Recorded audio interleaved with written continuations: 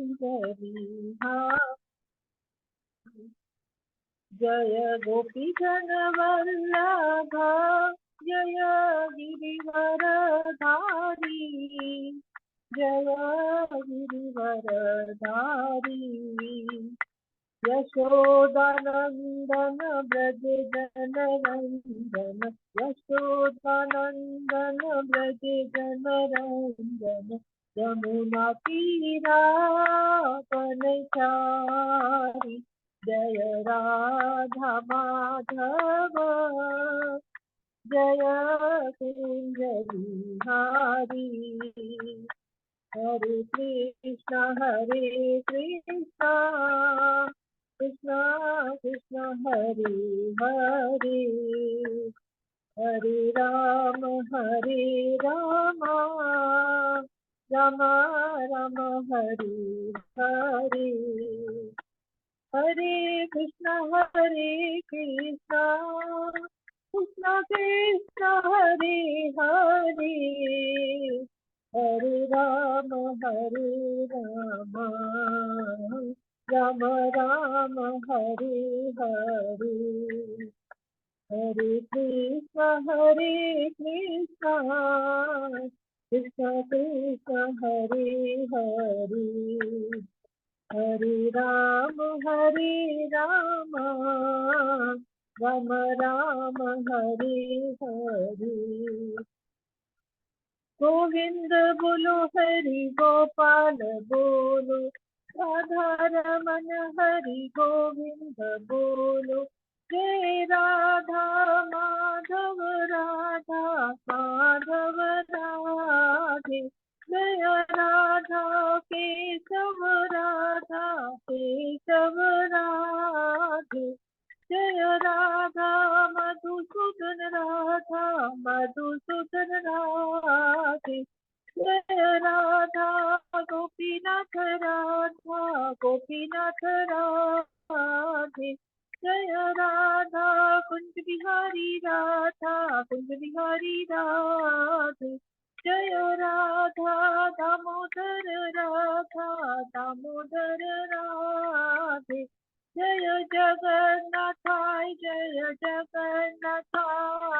बलदेवा जय सुभद्रा जय गौर निताई जय गौर निताई जय गौर निताई गौर हरि बोल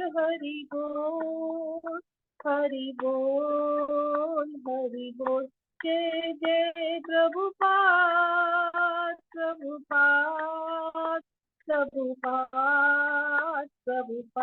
जय जय गुरुदेव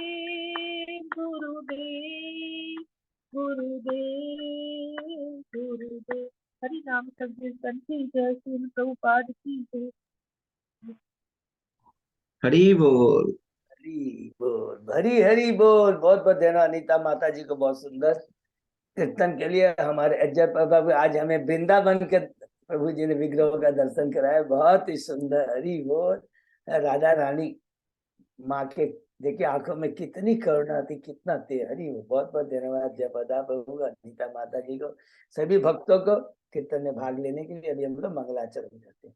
ओम अज्ञानतिमिरन्धस्य ज्ञानांजन शलाकया चक्षुरुन्मीलितं येन तस्मै श्रीगुरुवे नमः। श्री चैतन्य मनोभीष्टं स्थापितं येन भूतले स्वयं रूप कदा मह्यं ददाति स्वपदान्तिकम्।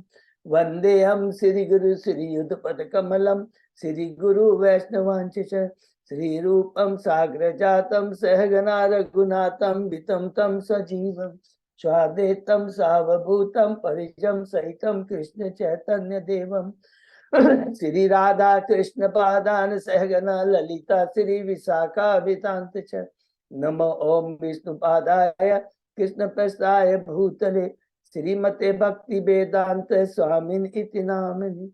नमस्ते सारस्वती देवे गौरवाणी प्रचारिणे निर्विशेषा शून्यवादी पाश्चात्य देशधारिणी। वाञ्छा कल्पतरुभ्यस्य कृपा सिन्धुभ्य एव च पतितानां पावनेभ्यो वैष्णवेभ्यो नमो नमः। नमो महावदान्याय कृष्ण प्रेम पदाय कृष्णाय कृष्ण चैतन्य नामने गौरत्विषे नमः।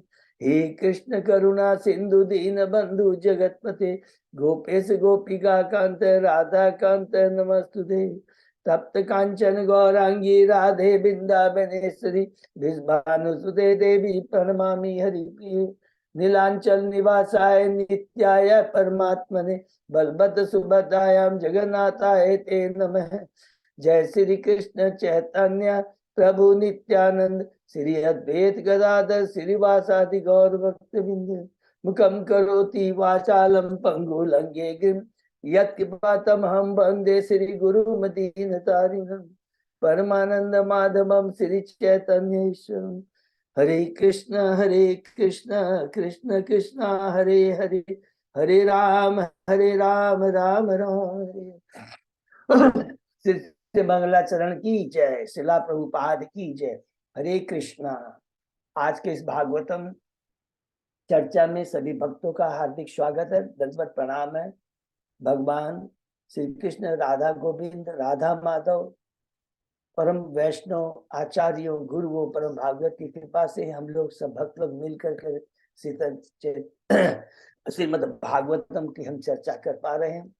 अभी हम लोग कैंटो 4 के 19वें अध्याय में हैं, जो हमने पिछले सप्ताह शुरू किया था।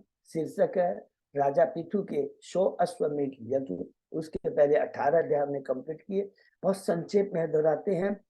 प्रथम 7 अध्याय हैं, उसमें हमने देखा कि स्वयंभू मनु की जो 3 पुत्रियां जो प्रथम अध्याय में है, आकुति, प्रसूति और देहूति।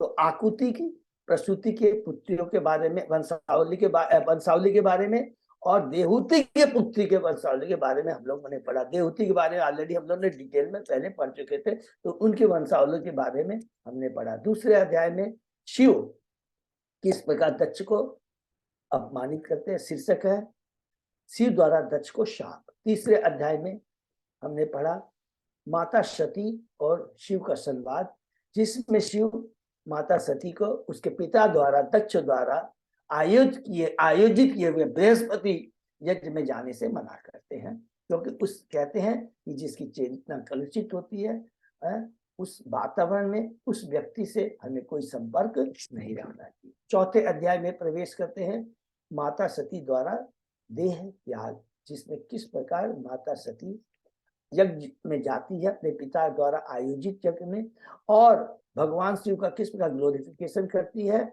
और भगवान कितने परम भक्त है, नंबर 2। और दूसरा जो कलुषित चेतना वाले होते हैं, किसकी चेतना कैसी कलुषित होती है, उसका वर्णन करते हुए उसके बाद अपना शरीर वहां पर उसी यज्ञ में अपने शक्ति से जो अग्नि उत्पन्न करती है उसमें देह त्याग देती है। 5वें अध्याय में हमने पढ़ा भगवान शिव द्वारा दक्ष के यज्ञ का विध्वंस, किस प्रकार वो वीरभद्र द्वारा उसके यज्ञ के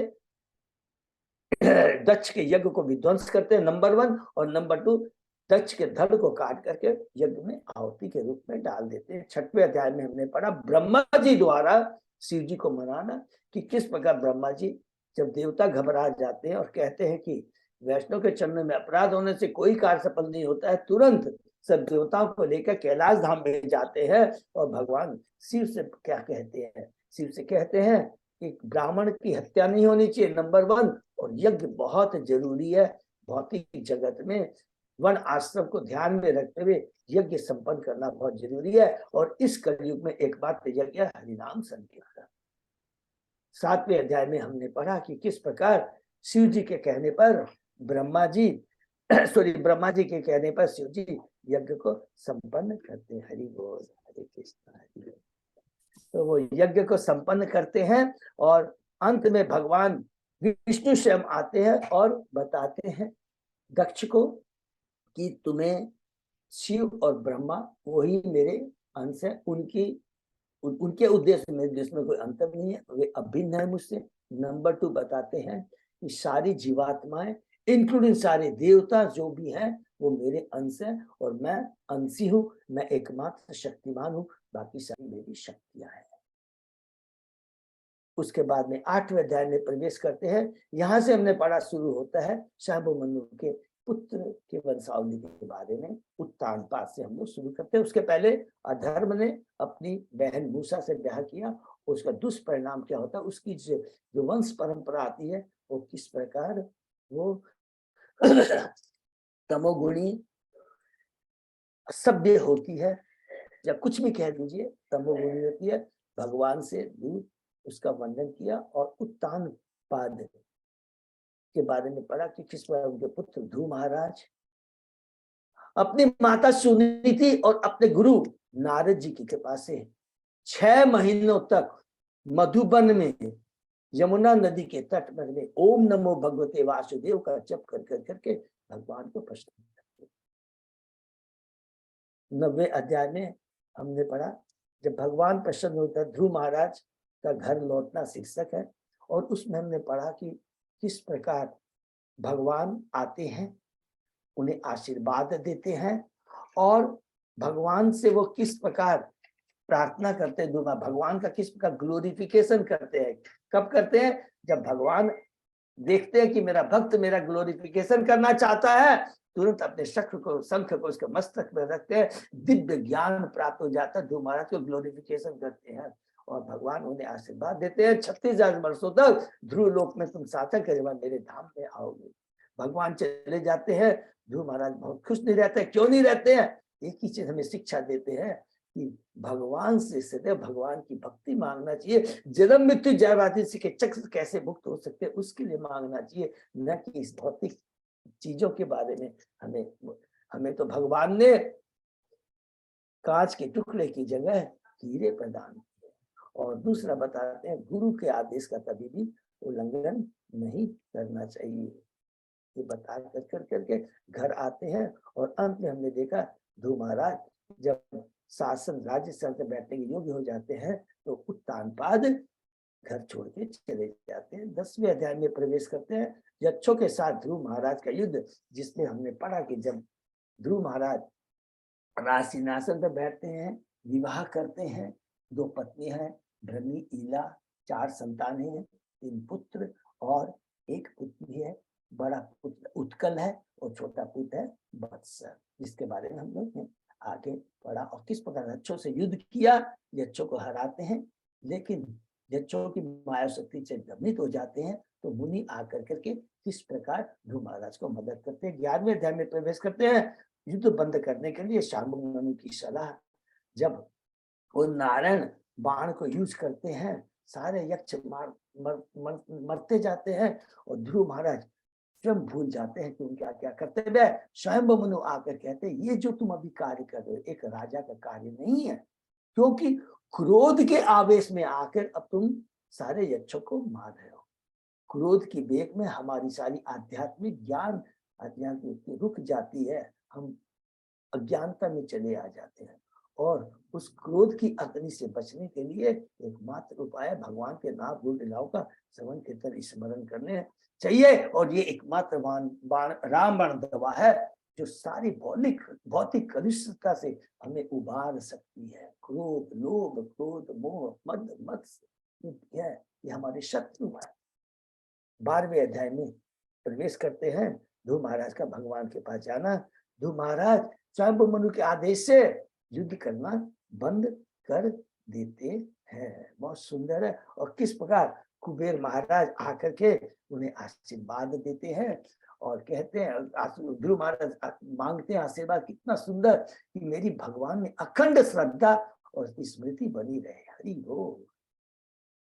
कुबेर महाराज चले जाते हैं, ध्रुव महाराज महल में वापस आ जाते हैं और भगवान के आदेश के अनुसार यज्ञ करते हैं। धर्म, अर्थ, काम, मोक्ष जो बताया भगवान ने उसका पालन करते हैं। अंत में भगवान की राज चलाते चलाते भगवान की भक्ति करते हुए बद्रिकाश्रम चले जाते हैं। 3 गुणों से ऊपर, भौतिक शरीर से ऊपर हो जाते हैं। जिस प्रकार एक नारियल होता है, भगवान के दूत आते हैं, विष्णु दूत आते हैं और उन्हें ध्रुव महाराज को वैकुंठ धाम ले जाते हैं। वैकुंठ जाते समय हमने पढ़ा किस प्रकार ध्रुव महाराज की चेतना रहती है। ये बहुत इंपॉर्टेंट पॉइंट है, क्योंकि बार बार रिपीट करते हैं कि भगवान के धाम भी जाकर के हमें काम क्या करना है, भगवान के नाम गुण लीलाओं का श्रवण कीर्तन स्मरण करना है। ये बहुत इंपॉर्टेंट शिक्षा है। और उसके बाद में अपने गुरु जो हमें भक्ति में लाता है उन्हें भूलना नहीं चाहिए। सुनी की माता को 36,000 वर्षों का साल करने के बाद भी भूलते नहीं है। हरि बोल। 13वें अध्याय में प्रवेश करते हैं। अब ध्रुव महाराज भगवान के धाम चले गए। अब उनके वंशजों का वर्णन है, उसमें हम लोगों ने बहुत डिटेल में पढ़ा। पहले उत्कल के बारे में पढ़ा, जो सबसे बड़ा पुत्र है, वो राज सिंहासन में बैठने के लिए मना कर देता है। उसके बाद में वत्सर राज सिंहासन पर बैठता है, और बैठने के बाद में उनकी वंशावली का वर्णन किया, जिसमें हमने किसके बारे में पढ़ा? अंग महाराज और बैन के बारे में पढ़ा। और उसके बाद में हमने पढ़ा कि किस प्रकार अंग महाराज को जब संतान नहीं रहती है तो यज्ञ के द्वारा उनको पुत्र उत्पन्न होता है, जिनका नाम रहता है बैन। लेकिन जैसे ही वो बहुत ही कठोर हृदय का रहता है, और इस प्रकार वो अपने जानवरों को मारता है, अपने दोस्तों को, छोटे छोटे दोस्तों को वो क्या करता था? जान से मार देता था। सोचिए कितना क्रूर था। अंग महाराज दुखी हो जाते हैं और अंत में कहते हैं, पहले तो कहते हैं पुत्र ना होना ही अच्छा है, और फिर कहते हैं नहीं, कुपुत्र भी बहुत अच्छा है, क्योंकि उससे प्रति हमारी आसक्ति खत्म होती है। बस, और इस प्रकार अपने पुत्र से दुखी होकर के, अनासक्त होकर करके जंगल को चले जाते हैं। 14वें अध्याय में प्रवेश करते हैं। राजा बैन की कथा, जिसमें हमने पढ़ा कि जब कोई राजा नहीं रहता है तो सारे ब्राह्मण ऋषि मिलकर करके बैन को राजा बनाते हैं। लेकिन जैसे वो राजा बनाते हैं, वो सारे धार्मिक अनुष्ठानों को बंद कर देता है, और इससे राजा ऋषि बहुत दुखी हो जाते हैं और अपनी हुंकार से उसे मार देते हैं।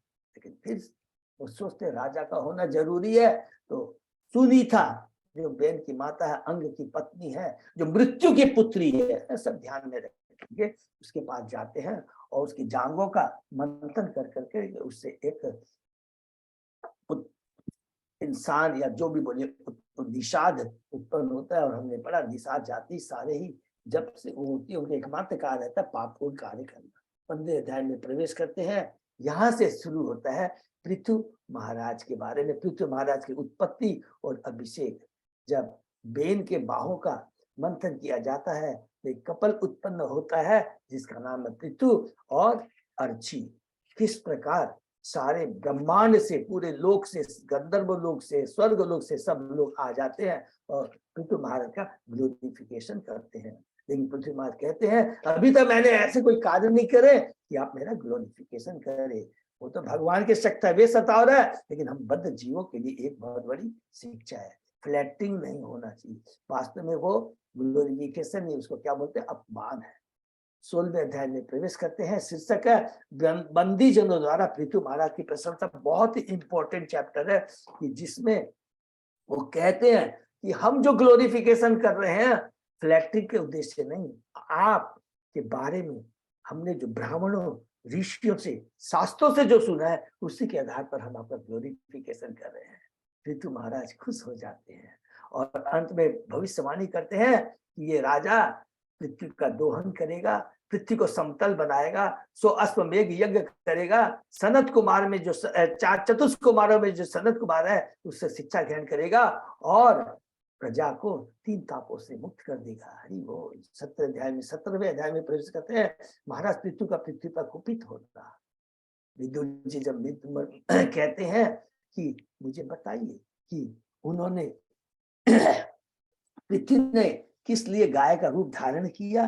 पृथु ने गाय को, पृथु महाराज ने पृथ्वी का या गाय का किस प्रकार दोहन किया, किस प्रकार उन्होंने पूरे पृथ्वी को समतल बनाया, किस प्रकार उन्होंने चतुष्क कुमारों से जो क्या ज्ञान प्राप्त किया, ये प्रश्न करते हैं। यहाँ से शुरू होता है पृथ्वी महाराज का, कि जैसे वो राज सिंहासन पर बैठते हैं, नागरिक आते हैं, अन्न का अभाव है, हम भूख से मर रहे हैं, तुरंत समझ जाते हैं पृथु महाराज कि ये पृथ्वी है, यही दोषी है। पृथु महाराज उसको मारने के लिए जाते हैं, गाय का रूप धारण करती है और बताती है, अरे मैं स्त्री हूँ। फिर क्या कहती है कि देखिए जितने भी जो ब्रह्मा जी ने जड़ी बूटी अन्न थे, उसी में मेरे में तो उन्होंने धारण कर रखा है। अगर मैं नहीं रहूंगी तो किस तरह आप नागरिकों की रक्षा कर सकेंगे। पृथ्वी महाराज कहते हैं हरि बोल। भगवान से हम कहते हैं अरे सब कुछ तो मेरे द्वारा, मेरा ही तो अस्तित्व है, मेरे द्वारा ही तुम्हें, तुम्हारा अस्तित्व है, और तुम नहीं भी रहोगी तो मैं अपनी आध्यात्मिक योग शक्ति से प्रजा का पालन करूंगा। और उसके बाद में पृथ्वी समझ जाती है और बहुत सुंदर ग्लोरिफिकेशन है, पूरा भगवान ईश्वर तत्व के बारे में बताती। हमने सुना आप ही दृश्य जगत 3 गुणों की उत्पत्ति के कारण है, आप ही तो बरा के रूप में, आप अजन्मा बरा के रूप में आकर करके आपने मेरी रक्षा की थी। और फिर लास्ट में जो हमने पढ़ा, आपके जो कार्य होते हैं, प्रभुपाद जी कहते हैं भगवान के जो कार्य होते हैं वो हमेशा कुछ एक योजना पर्पज के लिए होते हैं। और जब भी बाहर से दिखाई पड़े कि भगवान कोई विरोधी कार्य कर रहे हैं, बाहर से दिखता है, तभी भी हम बद्धजीव उसको नहीं समझ सकते हैं। और भगवान जो कुछ करते हैं ये समझ के करना चाहिए कि हम बद्धजीवों के कल्याण के लिए ही होता है। 18वें अध्याय में हम लोग प्रवेश करते हैं। पृथु महाद्वारा पृथ्वी का दोहन। कि पृथ्वी कहती है, या बहुत ही सुंदर पृथ्वी कहती है कि जो कुछ भी मेरे में छिपा हुआ है, दुर्भाग्यवश वो मैं उसको उजागर इसलिए नहीं कर रही हूँ क्योंकि भक्त लोग इसका भोग कर रहे हैं, असुर लोग इसका भोग कर रहे हैं। इसलिए मैंने अन्न जड़ी बूटियां को उत्पन्न करना बंद कर दिया है।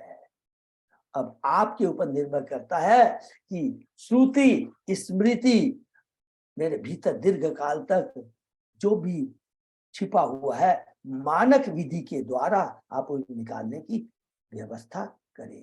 प्रभुपाद जी कहते हैं भगवान की ही कृपा से पृथ्वी अन्न उपजा सकती है। अगर भगवान की इच्छा नहीं होगी तो कुछ नहीं कर सकते हैं। हम सब क्या है, जो कुछ भी इस भौतिक जगत में है, भौतिक जगत को ले लीजिए, माया अध्यक्ष कि मेरी अध्यक्षता में ही प्रकृति कार्य करती है, बहुत सुंदर भगवान कहते हैं।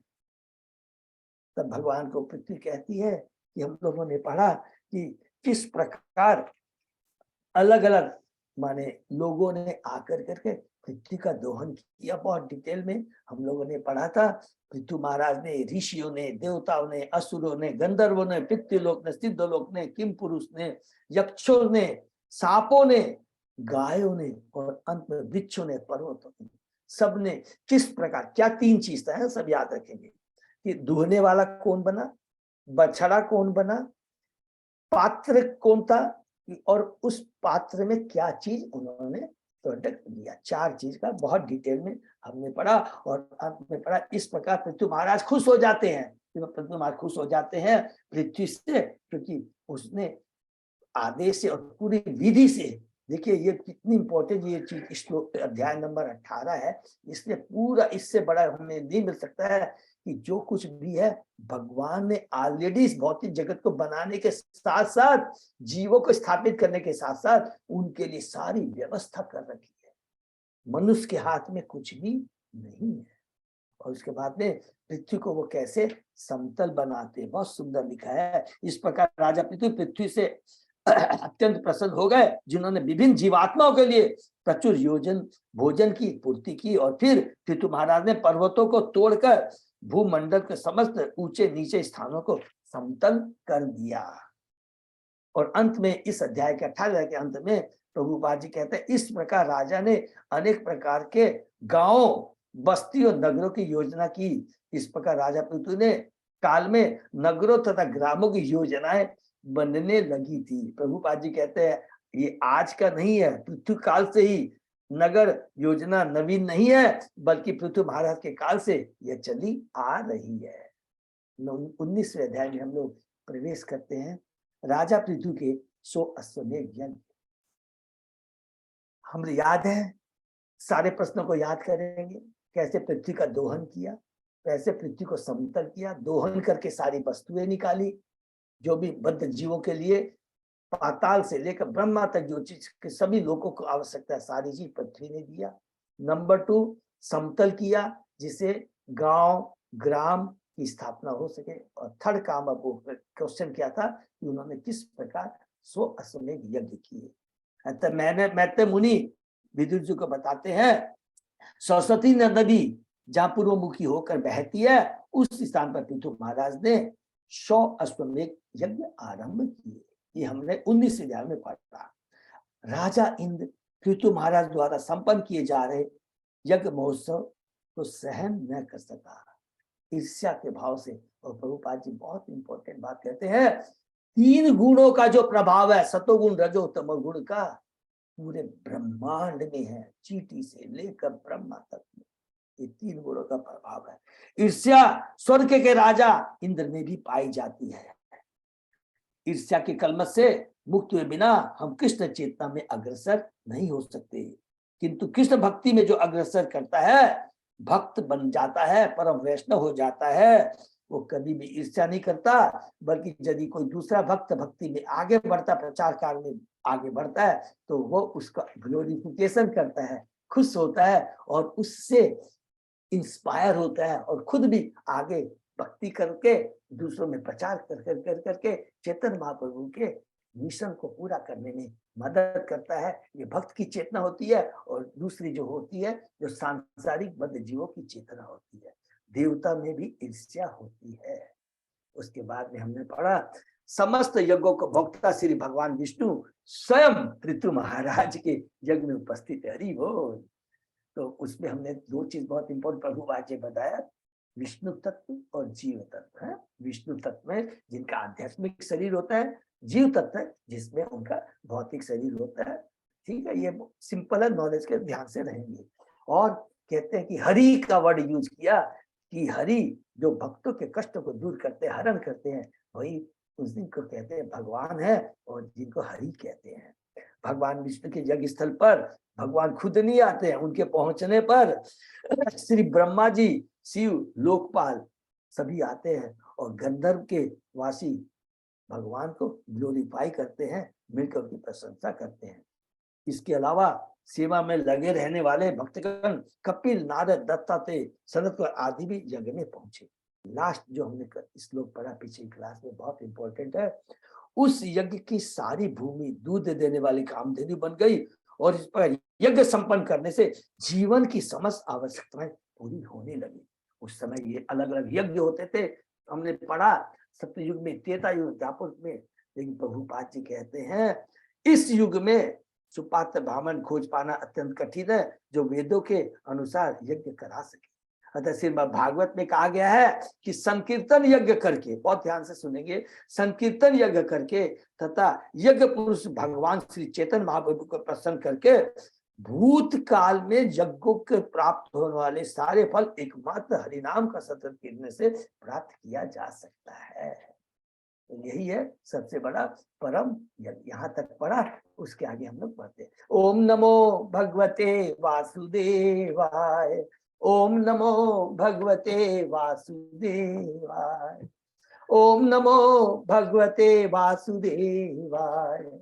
नारायण नमस्कृत्य नरम चैव नरोत्तमं देवी सरस्वती व्यासं ततो जयम् उदीरये। नष्टायसु अभद्रेषु नित्यं भागवत सेवया, भगवती उत्तम श्लोके भक्ति भवति नैष्ठिकी। कृष्णाय वासुदेवाय देवकी नंदनाय च नंद गोप कुमाराय गोविंदाय नमो नमो। आराधयो भगवान ब्रजेश तनय ततधाम वृंदावनम, रमया काचित् उपासना गजवधु वर्गेण्य कल्पिता। श्रीमद्भागवतम प्रमाणम अमलम प्रेमा पुमर्थो महान, श्री चैतन्य महाप्रभो मतम इदम तत आदरो न पर। हरे कृष्ण कृष्ण कृष्ण हरे हरे, हरे राम राम राम हरे हरे। कैंटो 4 चैप्टर 19 श्लोक नंबर 8। यस प्रभु। ओके बोल, थैंक यू। तो हम लोग शुरू करते हैं। ऊ सर्वरसा नाद्य क्षीर दधि अन्न गोरशाम, तरवो भूरि वसर्माण प्रासूयंत मधुच्युत। बहती हुई नदियां समस्त प्रकार के स्वाद, मीठा, खट्टा, चंद्रा इत्यादि प्रदान करने वाली तथा बड़े बड़े वृक्ष प्रचुर मात्रा में फल तथा मधु देने लगे। गाय प्रचुर हरी घास खाकर प्रभुत मात्रा में दूध, दही, घी तथा अन्य आवश्यक वस्तुएं देने लगी है। बहुत इंपॉर्टेंट है, बार बार याद आता है इंपॉर्टेंट, कि जहां कलुषित चेतना वाले, असुर प्रवृत्ति वाले लोग शासन करने लगेंगे। स्वतः ही भगवान द्वारा प्रदत्त जो इस भौतिक चीजें हैं उनका अभाव होता चला जाएगा और हम मनुष्य अपने प्रयास से कुछ भी नहीं कर सकता है। हम लोग खाली, कलयुग एक ऐसा समय आएगा लोग खाली कागज की करेंसी को लेके घूमेंगे, लेकिन उनको खाने की भी चीजें नहीं मिलेगी। और हमने पढ़ा था कि अवश्य आ जाएगा, बाप बेटे को मार करके खाया जाएगा, ऐसी। इसलिए संकीर्तन यज्ञ भगवान का नाम बहुत दरकार है। यदि नदियां प्रदूषित ना हो, उन्हें अपने आप बहने दिया जाए अथवा कभी कभी भूमि को बाढ़ जल से भरने दिया जाए तो भूमि इतनी उपजाऊ हो सकती है कि सभी प्रकार के शाक वृक्ष आदि उत्पन्न होने लगेंगे। रस शब्द का अर्थ स्वाद है। वास्तव में रस पृथ्वी के भीतर के स्वाद है, और जो ही धरती में बीज बोए जाते हैं कि विभिन्न पौधे फूट कर बाहर निकलते हैं और हमारे विभिन्न स्वादों की पूर्ति करते हैं। उदाहरणार्थ, गन्ने से मीठे स्वाद की तथा संतरे से खटमीठे स्वाद की पूर्ति होती है। हरि बोल। इसी प्रकार अन्ननाश तथा अन्य फल है, साथ ही मिर्चें भी है जिनसे चटपटे स्वाद की पूर्ति होती है। यद्यपि पृथ्वी वही है, किंतु विभिन्न बीजों के द्वारा भिन्न स्वाद उत्पन्न होते हैं। जैसा श्री कृष्ण ने भगवद गीता में कहा है, बीजम माम सर्वभूतानां, मैं सारे अस्तित्व का मूल बीज हूँ। इस तरह सभी प्रकार की व्यवस्था रहती है। और जैसा कि ईशोपनिषद में कथित है, पूर्णम इदम, श्री भगवान ने समस्त आवश्यक वस्तुओं से उत्पन्न किए जाने की पूरी व्यवस्था कर दी है, ईशोपनिषद। अतः लोगों को यज्ञ पुरुष भगवान विष्णु को प्रसन्न करना सीखना चाहिए। निसंदेह जीवात्मा का प्रधान कार्य भगवान को प्रसन्न रखना है, क्योंकि जीवात्मा भगवान का शाश्वत अंश है। ममेवांशे जीव लोके जीव भूत। अतः सारी प्रणाली इस प्रकार व्यवस्थित है। देखिए बहुत इंपॉर्टेंट है। अतः सारी प्रणाली इस प्रकार व्यवस्थित है कि जीवात्मा उसी तरह कार्य करे जैसे कि उसे स्वाभाविक स्थिति प्राप्त है। भगवान कहते हैं इसमें कोई छेड़छाड़ मत करे, अपनी बुद्धि न लगाए। और ये धन कैसे आएगा, अन्न कैसे आएगा, भगवान कहते हैं मेरी सारी आत्मा है, मेरे को चिंता है। तू ज्यादा कंट्रोलर प्रोप्राइटर एंजॉय बनने की चेष्टा मत कर। तेरा जो कार्य है इस भौतिक जगत में है उसे तू कर। कि कैसे तू यहाँ पर आया है और कैसे यहाँ पर तू दुख भोग रहा है, जन्म के चक्र में पड़ा हुआ है, इससे निकलने का तू चेष्टा कर। और वो एकमात्र पॉसिबल है हरिनाम का संकीर्तन करने से, भक्तों का संग करने से। ऐसा न करने से समझ जीवात्मा को कष्ट उठाना पड़ेगा। यह प्रकृति का नियम है। हरि बोल। तरवो भूरी वसरमान। शब्दों से बड़े बड़े और अत्यधिक बड़े हुए वृक्षों की सूचना मिलती है। वृक्षों का कार्य मधु तथा तरह तरह के फल उत्पन्न करना है। दूसरे शब्दों में जंगलों का भी कार्य मधु, फल, फूल प्रदान करना होता है।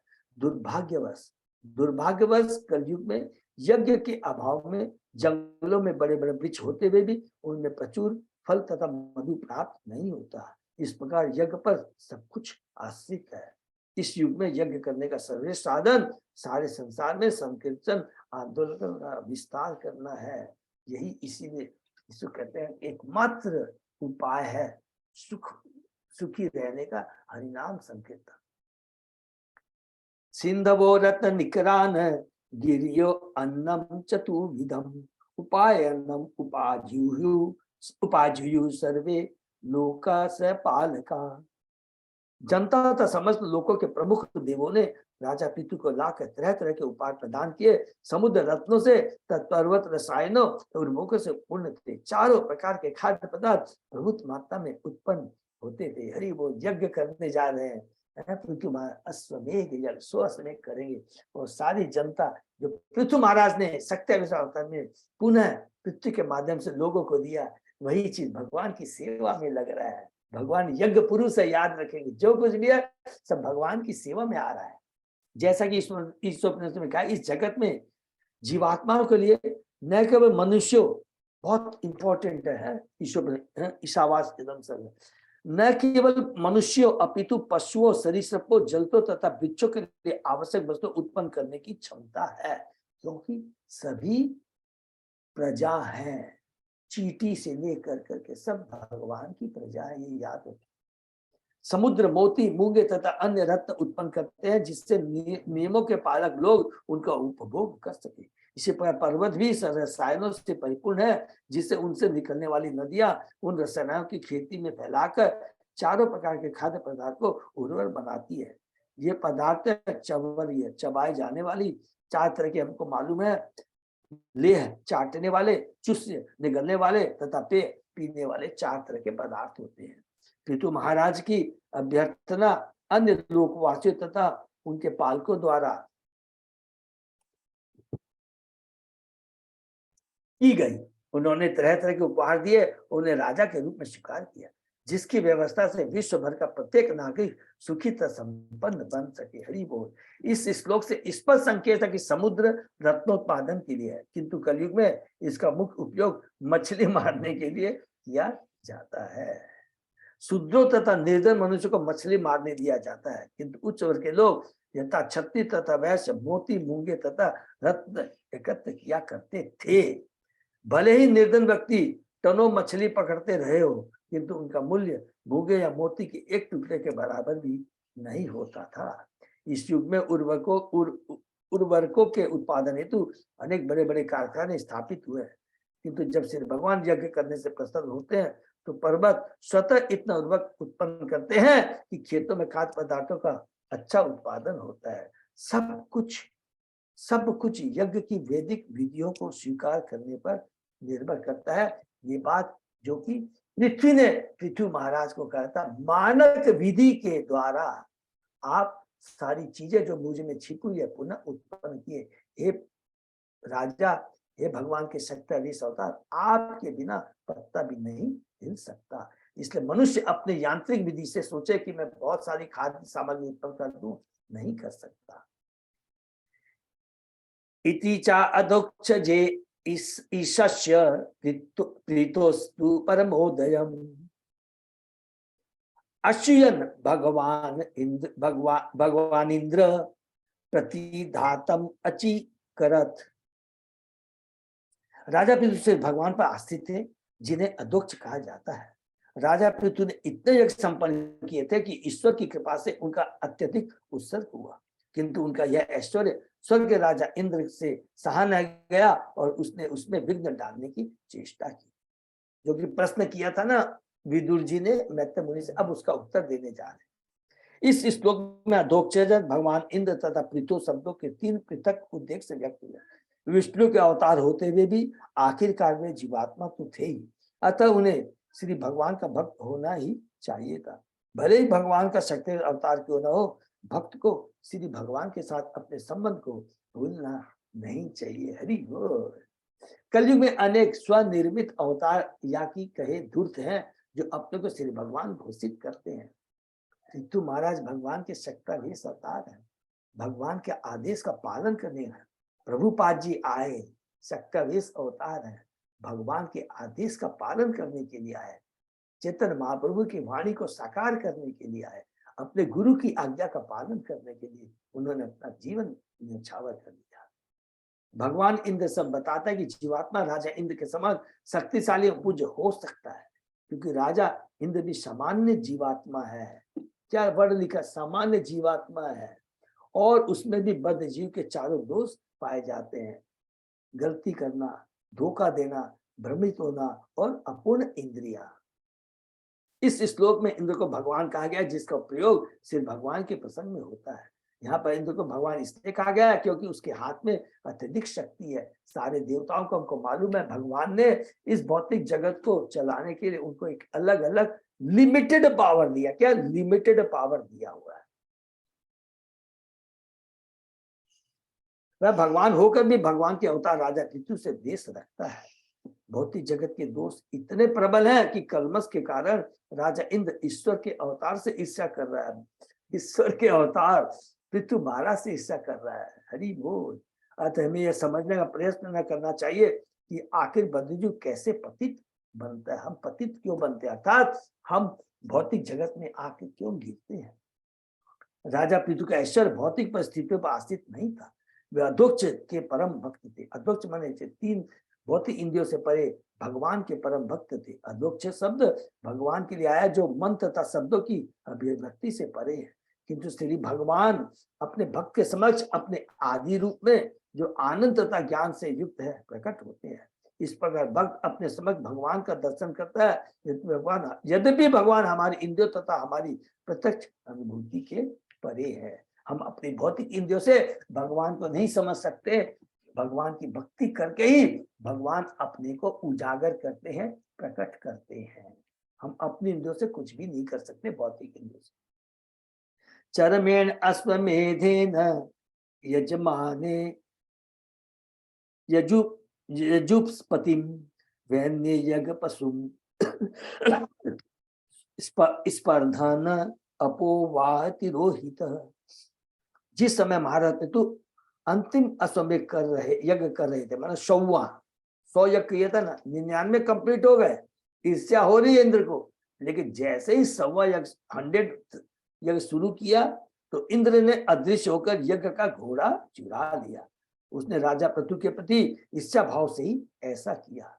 राजा इंद्र को सतक्रतु कहा जाता है क्योंकि उसने 100 यज्ञ किए थे। जो 100 यज्ञ करता है उसको सतक्रतु कहा जाता है, क्योंकि उसने 100 अश्वमेघ यज्ञ संपन्न किए थे।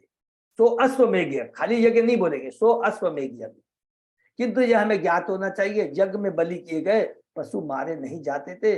यज्ञ के समय वैदिक मंत्रों का ठीक से उच्चारण किया जाता था और बलि दिया गया पशु नवीन जीवन प्राप्त करके बाहर आ जाता था। हरि बोल। देखिए, यज्ञ का उद्देश्य पशु बलि का, पशु की जो आहुति दी जाती था उसका उद्देश्य भी दिव्य होता था। यज्ञ की सफलता की यही कसौटी थी। जब राजा पृथु 100वां यज्ञ कर रहे थे तो इंद्र को ईर्ष्या हुई, क्योंकि वह नहीं चाहता था कि कोई उससे आगे निकल जाए। सामान्य जीवात्मा होने के कारण उसे राजा पृथु से ईर्ष्या होने लगी। उसने अदृश्य होकर यज्ञ का घोड़ा चुरा लिया, जिससे यज्ञ की कार्रवाई में व्यवधान पड़ गया। तो ये हमने बार बार डिस्कस किया है कि ये 3 गुणों के चलते होता है। रजोगुण के प्रभाव में मेरे पास इतना है और आगे होना चाहिए, मेरे द्वारा ये शत्रु मारा गया और मैं शत्रु को मारूंगा, यश प्राप्त करूंगा, इस तरह की भावना होती है रजोगुणी प्रभाव चेतना में। तमत्री भगवान इच्छत त्वरमाणम विहायशः आमुक्तम इव पाखंडम यो अधर्मे धर्म विभ्रम। घोड़े को ले जाते समय राजा इंद्र ने ऐसा वेश धारण कर रखा था जिससे वह मुक्त पुरुष जान पड़े, माने साधु का। वास्तव में उसका यह वेश ठगी के रूप में था, क्योंकि इससे झूठे ही धर्म का बोध हो रहा था। इस प्रकार जब इंद्र आकाश मार्ग में पहुंचा तो अत्रि मुनि ने उसे देख लिया और समझ गए कि स्थिति क्या है। हरि बोल। पाखंड या पाषंड से ऐसे धुत का बोध होता है जो अपने को धार्मिक व्यक्ति के रूप में प्रस्तुत करता है, किंतु वास्तव में पापी होता है। इंद्र ने दूसरों को धोखा देने के लिए केसरिया गेरुआ वस्त्र धारण कर रखा था। इस केसरिया वेश का अनेक धूर्तों ने दुरुपयोग करते हुए अपने को मुक्त पुरुष या ईश्वर का अवतार कहकर प्रस्तुत किया है, जो कि इस भौतिक जगत में बहुत ही जोरों से हो रहा है। इस प्रकार से लोग ठगे जाते हैं, जैसा कि हमने 12 बार कहा है, बद्ध जीव में ठगने की प्रवृत्ति होती है। अतः राजा इंद्र जैसे व्यक्ति ने भी यह प्रवृत्ति देखी जाती है। इससे यह समझा जा सकती है राजा इंद्र तक भौतिक कलमश से मुक्त नहीं, 3 गुणों के प्रभाव से मुक्त नहीं। इसीलिए हम लोग को क्या बोला जाता है, बद्ध जीव। जो 3 गुणों से बंधा होता है उसे बोलते हैं बद्ध जीव। इसलिए आमुक्तम इन शब्दों का प्रयोग हुआ है। सन्यासियों द्वारा धारण किया गया केसरिया बाना यह बताता है कि वे सांसारिकता से निरक्त होकर भगवान की सेवा में अनुरक्त रहते हैं। हरि बोल। ऐसा ही भक्त वास्तविक सन्यासी या स्वरूप सिद्ध व्यक्ति या मुक्त पुरुष कहलाता है। भगवद गीता में कहा गया है, अनाश्रित कर्म फलम कार्य कर्म करोति यः स सन्यासी च योगी च न निर्गिनर्न चाक्रिय। जो पुरुष कर्म फल में अनासक्त रहकर अपने कर्तव्य का पालन करता है वही सच्चा सन्यासी और योगी है। अग्नि को त्यागने वाला अथवा कर्म को त्यागने वाला नहीं है। वास्तविक तो क्या है, कोई भी कार्य करे हमें कुछ त्यागना नहीं है, कोई कर्म को त्याग नहीं करना है। सारे कर्म हमें भगवान को केंद्र में रख करके बिना फल की आसक्ति के करना चाहिए, अर्थात अनासक्त होकर के करना चाहिए। निरग्नि नर चाकरी हरि को। दूसरे शब्दों में जो अपने कर्म फलों को भगवान को अर्पित कर देता है वही सन्यासी तथा योगी है। पृथु महाराज के यज्ञ काल से ही ठग सन्यासी तथा योगी होते आए हैं। यह ठग विद्या राजा इंद्र द्वारा चालू की गई। हरि बोल। ये कितनी बढ़िया। यह ठग विद्या राजा इंद्र द्वारा चालू की गई। किसी किसी युग में ऐसे ठग विद्या का बोलबाला रहता है और किसी युग में इतनी प्रबल नहीं होती। यह तो सन्यासियों का कर्तव्य है कि वे सतर्क रहे। जैसा कि भगवान चैतन्य द्वारा कहा गया, सन्यासी अल्प छिद्र सर्वलोक के गाय। सन्यासी के चरित्र का एक छोटा सा धब्बा भी जनता द्वारा बढ़ा दिया जाता है। चैतन्य चरितामृत मध्य लीला 12वें अध्याय के क्या हो। अतः जब तक मन अत्यंत निष्ठावान तथा गंभीर ना हो उससे संन्यास नहीं ग्रहण करना चाहिए। इसलिए प्रभुपाद जी ने कलयुग में इसे इनकरेज नहीं किया है। उसे जनता को ठगने के लिए इसे नहीं अपनाना चाहिए। इस कलयुग में संन्यास न धारण करना ही श्रेयकर है, क्योंकि इस युग में उत्तेजनाएं अत्यंत प्रबल है। रजोगुण और तमोगुण का प्रभाव बहुत ज्यादा प्रबल है। केवल सामान्य तथा आत्मज्ञान में बढ़े चढ़े व्यक्ति को ही संन्यास धारण करना चाहिए। जीविका उपार्जन या अन्य उद्देश्य इस आश्रम को स्वीकार नहीं करना चाहिए। अत्रिना चोदितो हंतुम पुत्रो महारथ अन्वधावत संकुद्ध तिष्ठेति चाब्रवीत।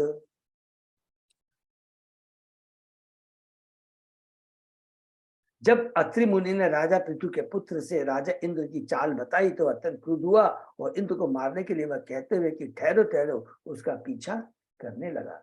जब कोई क्षत्रिय अपने शत्रु को ललकारता है तो तिष्ठ शब्दों का प्रयोग करता है, अर्थात ठहरो ठहरो।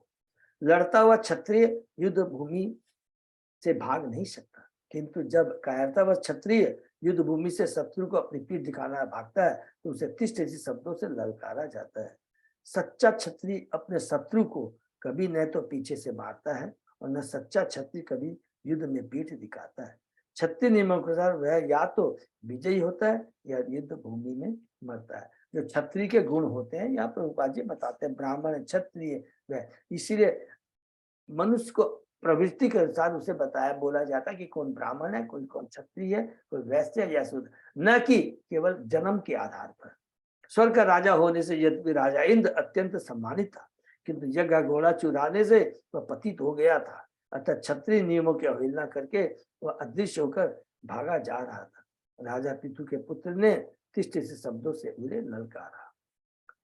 तम तादृशा विच्य मेने धर्मम शरीरिणम जटिलम बस मना आच्छन्नम तस्मे बाणम न मुंचती। राजा इंद्र ने कपट वेश धारण कर रखा था, उसके सिर पर जटा जूट था, वो सारा सिर राख से पुता था। ऐसे वेश में देखकर राजा पृथु के पुत्र ने इंद्र को धर्मात्मा तथा पवित्र सन्यासी समझा, अतः उसने उस पर अपने बाण नहीं छोड़े। हरि हो।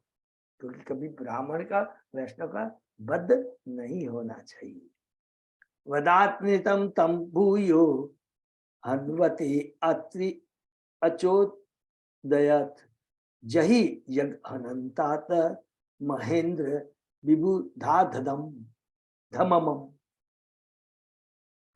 जब अत्रि मुनि ने देखा कि राजा पृथु के पुत्र ने इंद्र को मारा नहीं वरन उससे प्रवंचित होकर लौट आया है, तो मुनि ने पुनः उस स्वर्ग के राजा को मारने का आदेश दिया, क्योंकि उनके विचार से इंद्र राजा पृथु के यज्ञ में विघ्न डालकर समस्त देवताओं में सबसे अधम बन चुका था, क्योंकि अब वो देवता नहीं रह गया था। एवं वेन सुत प्रोक्त त्वरमाणम विहायशा अनवद्रवत अभिक्रुधे क्रुधो रावणम घृद राट इव।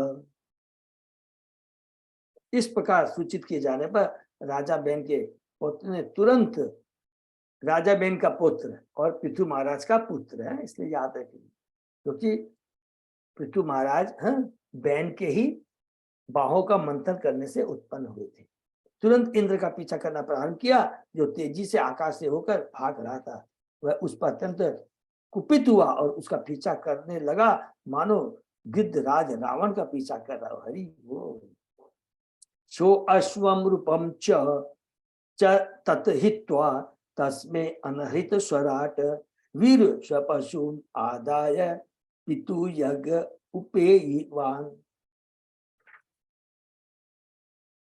जब इंद्र ने देखा कि पितु का पुत्र उसका पीछा कर रहा है, तो उसने तुरंत ही कपट वेश त्याग दिया और घोड़े को छोड़कर वह उस स्थान से अंतर्धान हो गया। परमवीर महाराज पितु का पुत्र घोड़े को लेकर अपने पिता के यज्ञ स्थल में आया।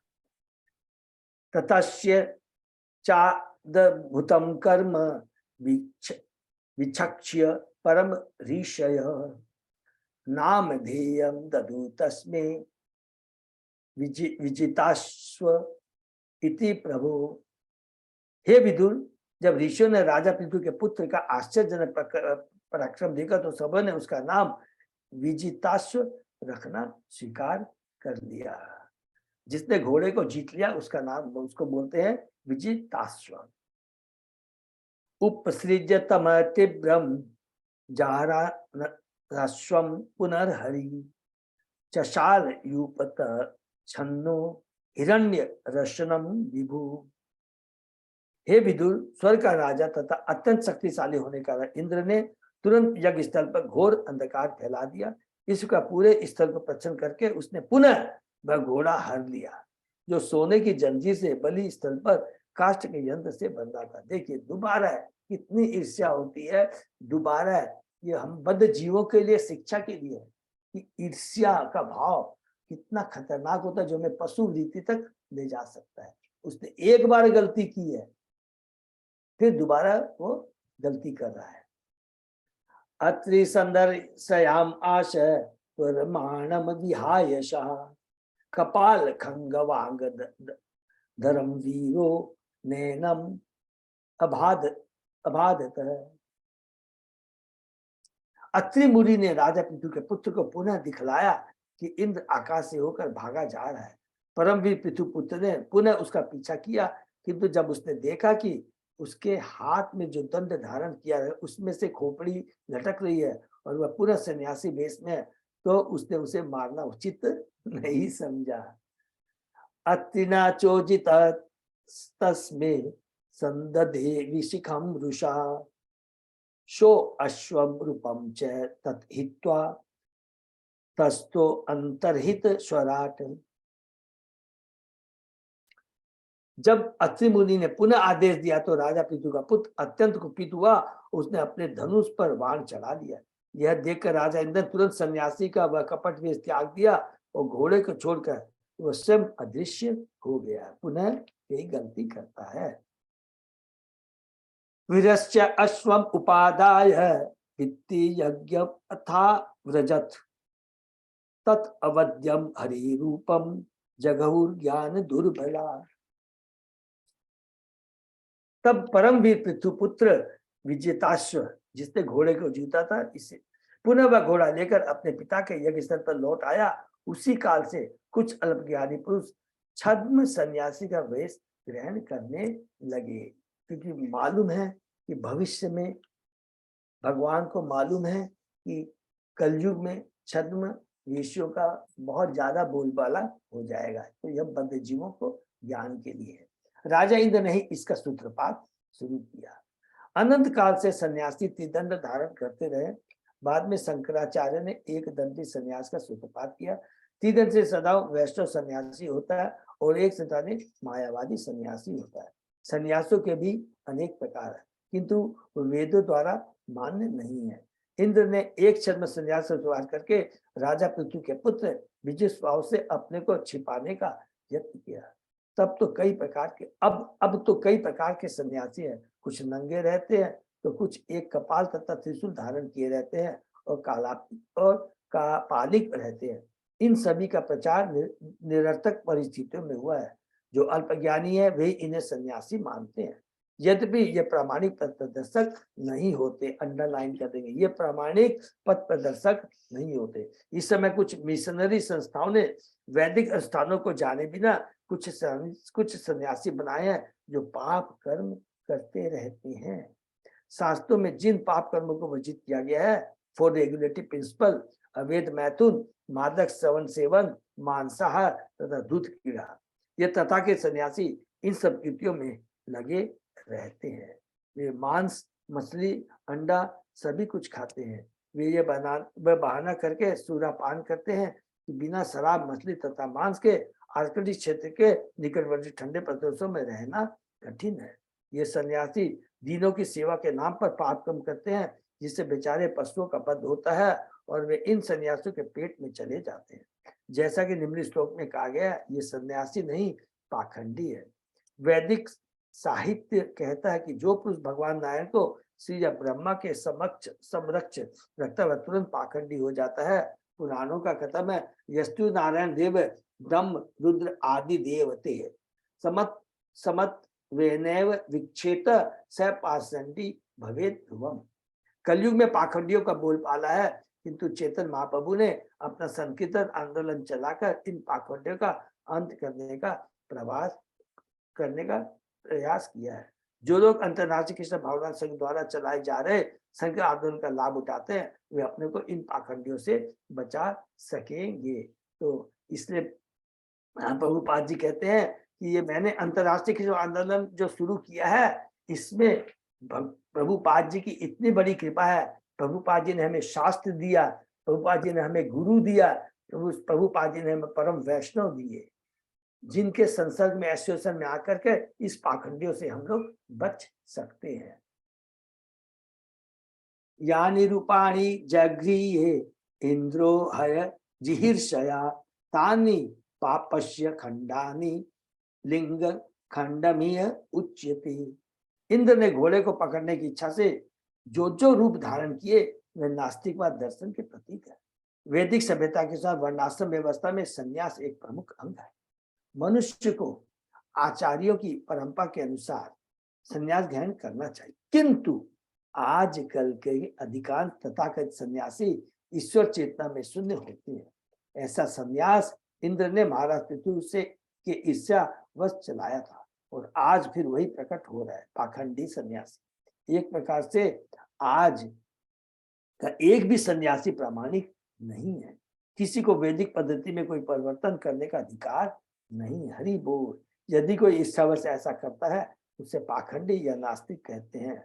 वैष्णव तंत्र में कहा गया है, सेम यस्तु नारायण देव ब्रह्म रुद्र आदि देवतः समत्वेनैव विच्छेद स पाषंडी भवेत्।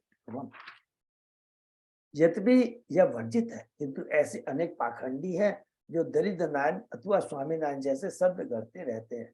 यद्यपि ब्रह्मा तथा शिव जैसे देवता तक नारायण की क्षमता नहीं कर सकते।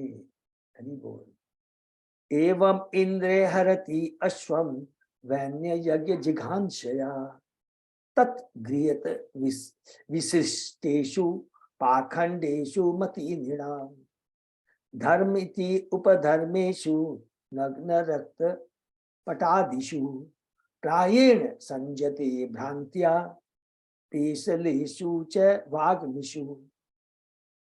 इस प्रकार राजा पृथु के यज्ञ के घोड़े के चुराने के लिए राजा इंद्र ने कई प्रकार के संन्यास ग्रहण किए। कुछ सन्यासी नंगे होते हैं और कभी कभी लाल वस्त्र धारण करते हैं, वे कापाली कहलाते हैं। ये इनके पाप कर्मों के प्रतीक मात्र हैं। ऐसे तथा के सन्यासी पापियों द्वारा समाधित होते हैं, क्योंकि वे नास्तिक होते हैं और अपनी पुष्टि के लिए तर्क प्रस्तुत करने में अत्यंत पटु होते हैं। ये बहुत इंपॉर्टेंट वर्ड लिखा है। और वो इतने पट्टू होते हैं कि आपको भ्रमित कर देंगे। इसलिए चैतन्य महाप्रभु ने कहा है, इस तरह के लोगों से हमेशा दूर रहना चाहिए। किंतु हमें ज्ञान होना चाहिए कि ऐसे लोग ऊपर से धर्म के समर्थक प्रतीत होते हैं कि वास्तव में होते नहीं।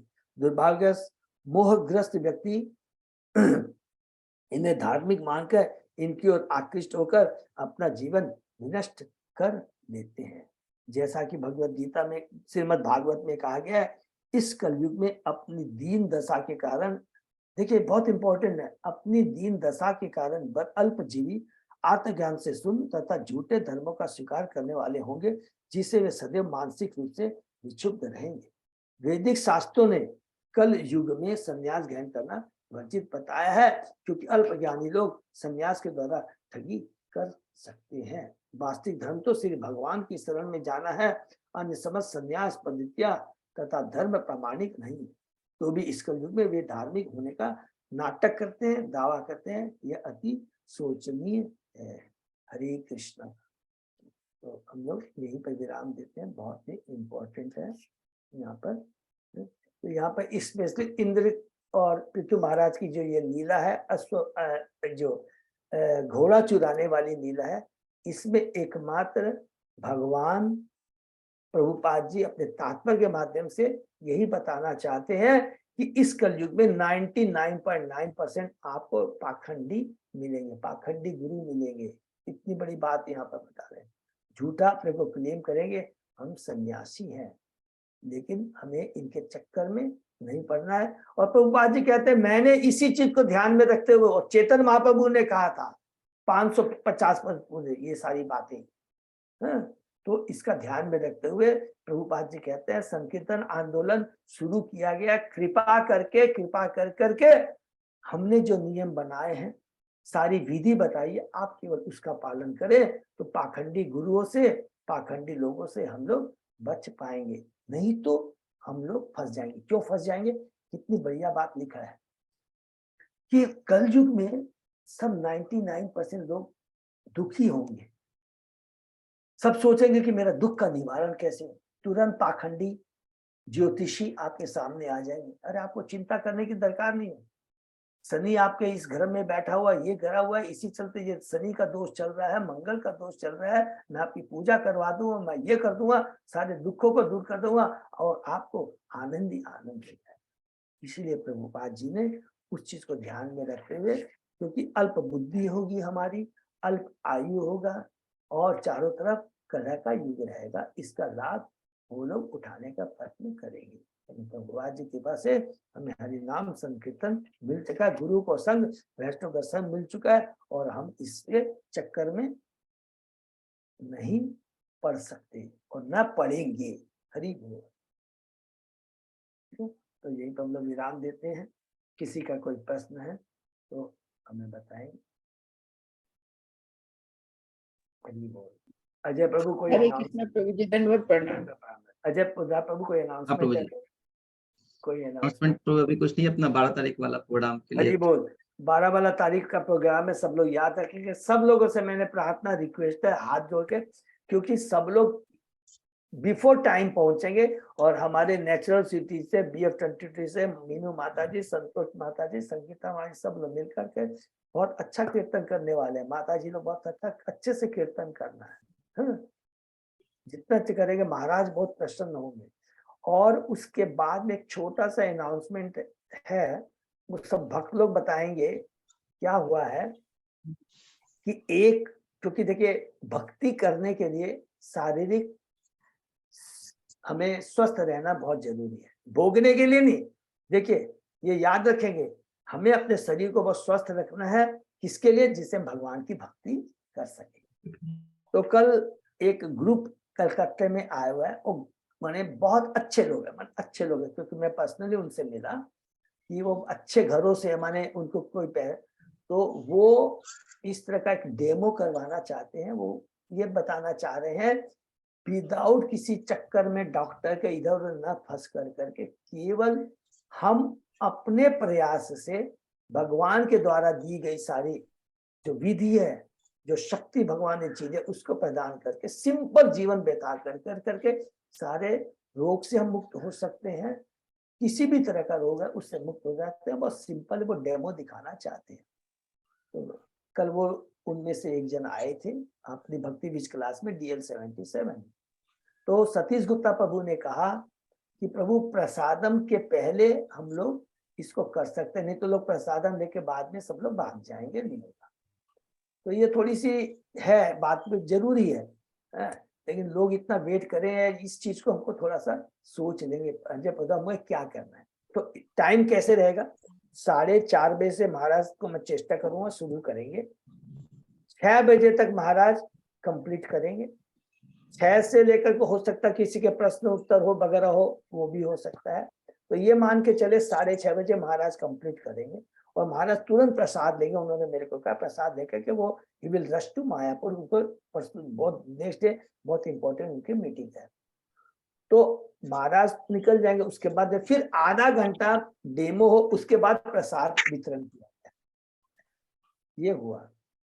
तो या फिर ऐसे भी हो सकता है सब लोग प्रसाद लेकर के भाई जिसकी इच्छा है वो रहेंगे, जिसकी इच्छा नहीं रहेंगे उनको डेमो देख सकते हैं। तो ये चीज हम लोग सोच लेते हैं, 2 दिन बाद डिस्कस कर लेंगे। हरे कृष्णा।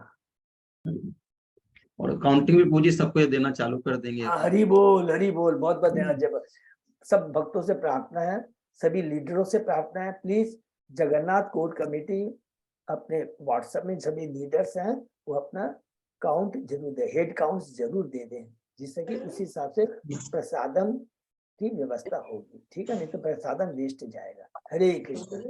भक्तों का बहुत बहुत धन्यवाद। दंडवत प्रणाम। ये पर